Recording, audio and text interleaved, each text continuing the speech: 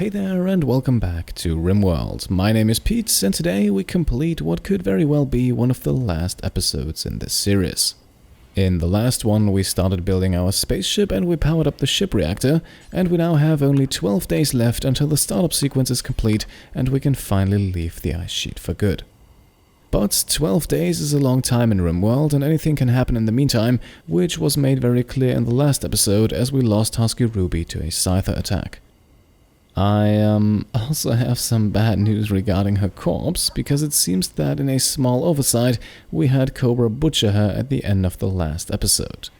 And I'm very sorry about that. After reading all of your comments, I really wanted to build a proper grave for her, but it seems like that is no longer possible.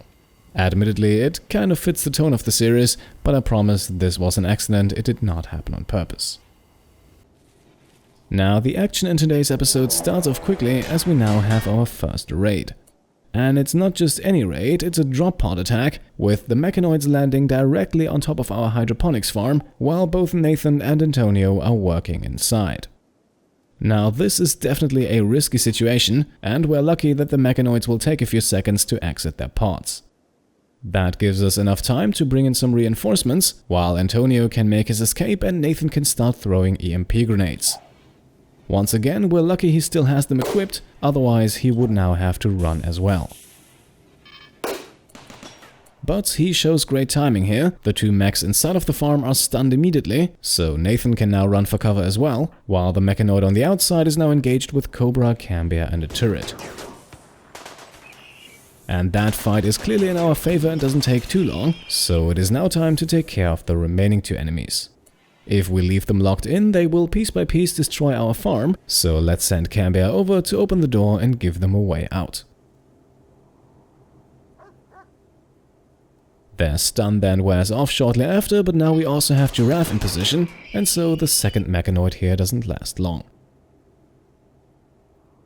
Same deal then with enemy number 3, it goes down after just a few volleys, and so our very first drop pod attack inside of the base has been successfully defeated. And the repairs start immediately. Of course, we want to put the roof back on the farm, otherwise it will lose heat and our plants will eventually die. Our geothermal generator also suffered quite a bit of damage, and since that is one of our main power sources, we want to get it back to full strength as quickly as possible as well. The rest of this first day of spring then doesn't hold anything too interesting for us. Antonio and Nathan continue harvesting healroot. Both of them have now reached level 8 in the plant skill, so from here on out we should have a steady supply of herbal medicine. Later that evening then, with Giraffe already disassembling Mechanoids, we have a small group of Thrumbos wander in. There is only 2 of them and we could attempt to hunt them down, but then again we don't really need to at this point in the game. While obtaining 2 more Thrumbo horns for the next trader would be nice, it is probably not worth the risk. So we'll let them walk, maybe they even run into the next group of raiders or Mechanoids.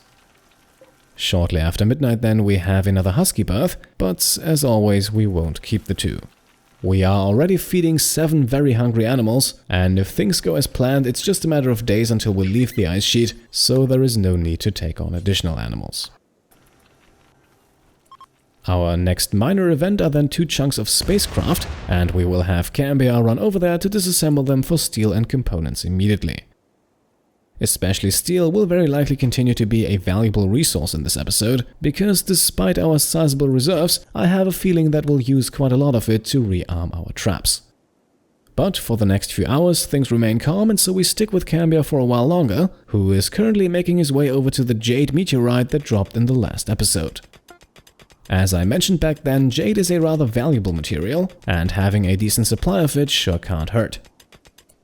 A short while later, Antonio is then also joining the efforts, and in the early afternoon the meteorite is already gone.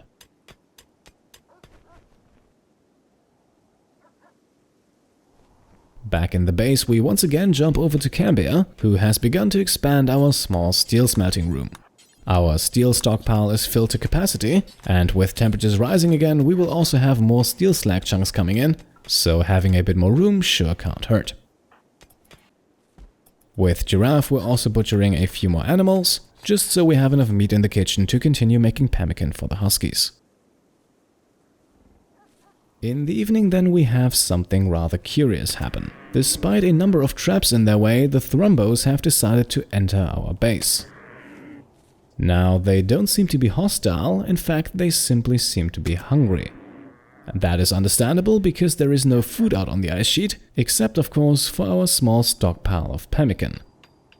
Now, my attempts to lock the door came a little bit too late, so it looks like the Thrumbos will now feed on our supplies.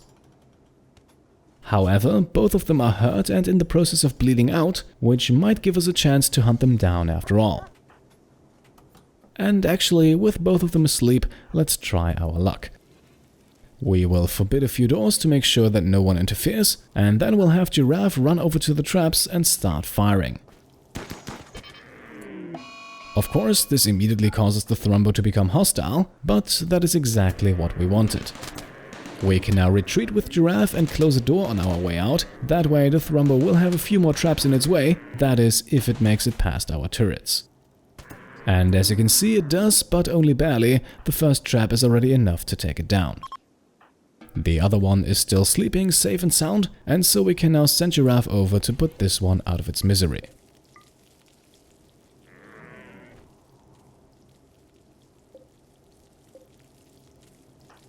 And just as we're carrying back the corpse, the next set of drop pods is falling down right on top of us.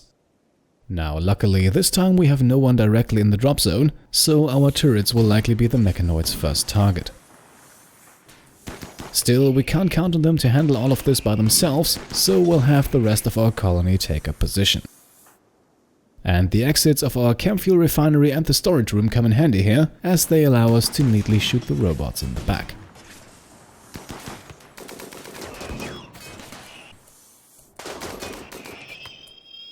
Now, small problem, we have Husky Gorg return here just as the fight is going on.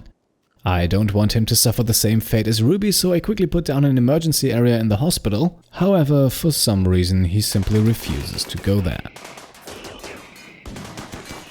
Well, luckily the Scyther's attack misses him, and just a few seconds later both remaining Mechanoids go down.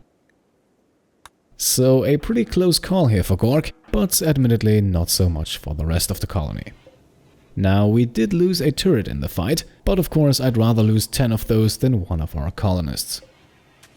So over the next few hours our colonists take care of the repairs, while Antonio, who has just finished putting up a few new traps, can now attempt to hunt down the second Thrumbo. Once again, we'll use the exact same approach as earlier. A few shots from the LMG are enough to turn the Thrumbo hostile, and we can now let our turrets and traps do the rest of the work.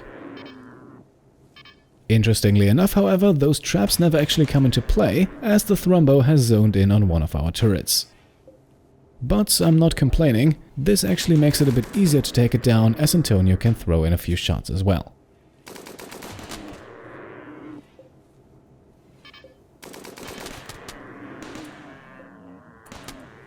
And here we are, Thrumbo down, time to finish the job. The rest of the day consists largely of cleanup and repair work, until in the afternoon we have two good animal news. First of all, Henry has fully recovered from last episode's injuries, so he can now rejoin the hauling squad, while Husky Mother Kim has given birth. Again though, we make no exceptions. Even if this is her first offspring out here on the ice sheet, we won't take on any new animals at this point in the game. The remainder of the evening then passes by without any further incidents. On the next morning, the base is largely cleaned up and repaired, our steel and pemmican supplies have been slightly increased, and just as the next morning rolls around, it is once again time for the next attack.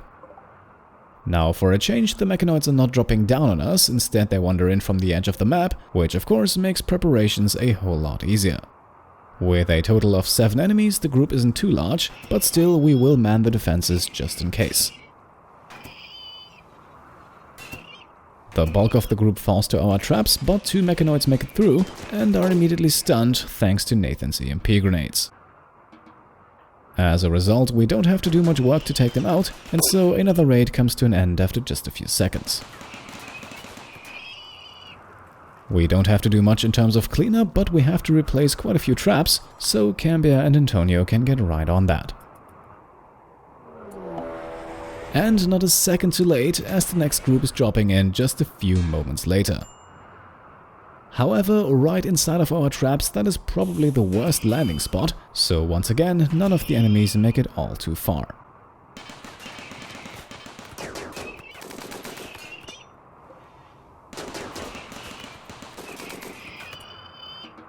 And that is another Mechanoid raid defeated. Time to collect the corpses and to put the traps back up. In the evening then we can see our steel supplies have shrunken a bit to just over 400 units, but we should be able to get that back up with a bit of smelting and disassembling. Still, it's worth keeping an eye on our reserves, as we also still need to build a few parts for the spaceship. Speaking of which, as we can see here, the ship reactor countdown has dropped below 8 days, so we're roughly halfway through the startup sequence already.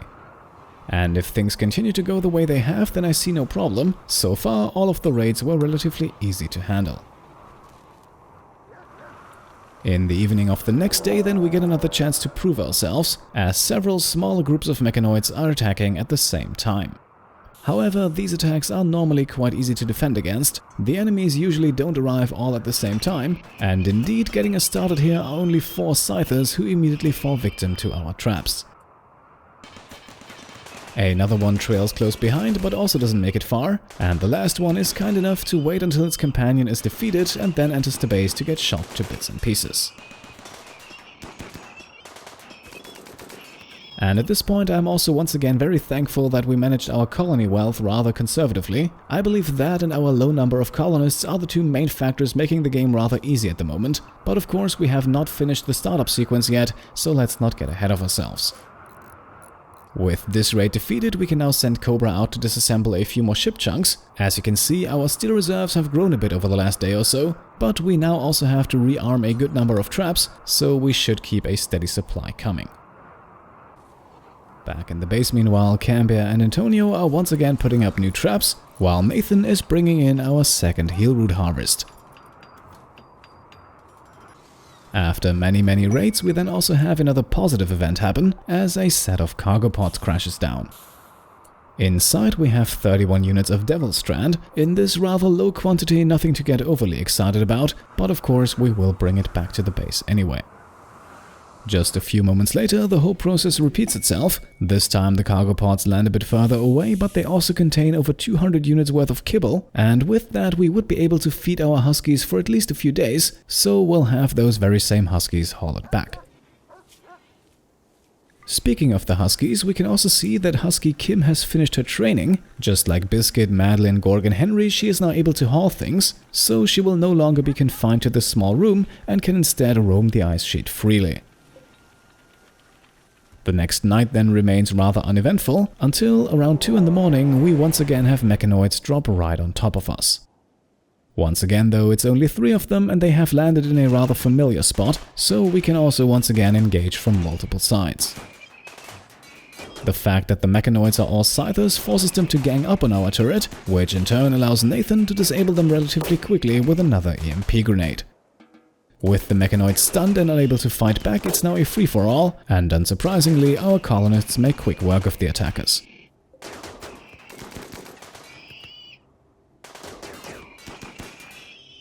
So it is now once again time to begin the repairs, disassemble the corpses and smelt down any steel slag chunks we can find, which actually makes these drop pod attacks a bit more worthwhile than the standard raids, as they normally don't consume any traps, and so all in all from this fight alone we will gain more than 100 units of steel.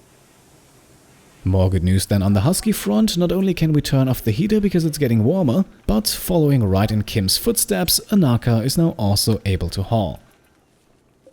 Just a few moments later, Vlartur then finishes his training as well, and with that, all 7 of our animals can now haul things for us, which should hopefully increase the speed with which we're able to supply the base with materials.